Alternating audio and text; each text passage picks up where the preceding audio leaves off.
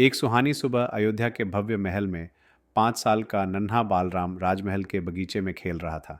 उसकी नीली नीली कोमल त्वचा पर सुनहरी धूप चमक रही थी और वह नंगे पैर ठंडी घास पर दौड़ते हुए हंस रहा था।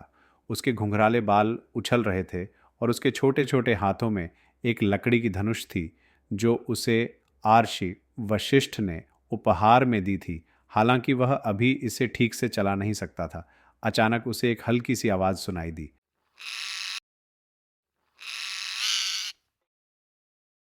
बालराम ने मुड़कर देखा तो एक हरा तोता अपनी पंख फड़फड़ा रहा था। उसका छोटा सा पैर कांटेदार झाड़ी में फंसा हुआ था और वह खुद को छुड़ा नहीं पा रहा था। नन्हे राजकुमार का दिल दया से भर गया। बिना कोई देर किए वह झाड़ी की ओर दौड़ा। उसने अपने नाजुक हाथों से कांटों को धीरे धीरे अलग किया। एक कांटा उसकी उंगली में चुभ गया, लेकिन वह रुका नहीं। धीरे धीरे उसने तोते का पैर छुड़ाया और उसे अपने हाथों में उठा लिया।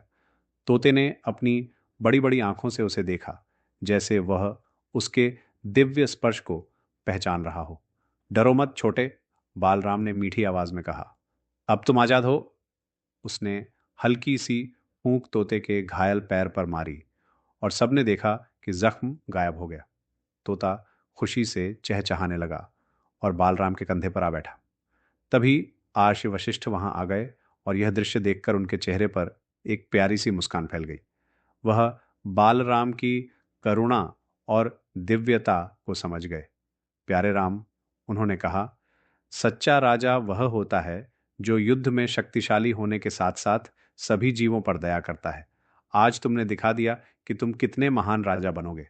बालराम खुशी से चमक उठा। उसने तोते से कहा, तुम आजाद हो, लेकिन अगर चाहो तो महल के बगीचे में रह सकते हो। तोता खुशी से चहचहाया और पास के आम के पेड़ पर उड़ गया, जैसे नन्हे राजकुमार को आशीर्वाद दे रहा हो। उस दिन से वह तोता कभी महल के बगीचे से नहीं गया और जब भी बालराम बगीचे में आते वह हमेशा गाता रहता। और इस तरह अपने बचपन में भी भगवान राम की करुणा और सभी जीवों के प्रति उनका प्रेम आकाश के सबसे चमकते तारे की तरह जगमगाने लगा।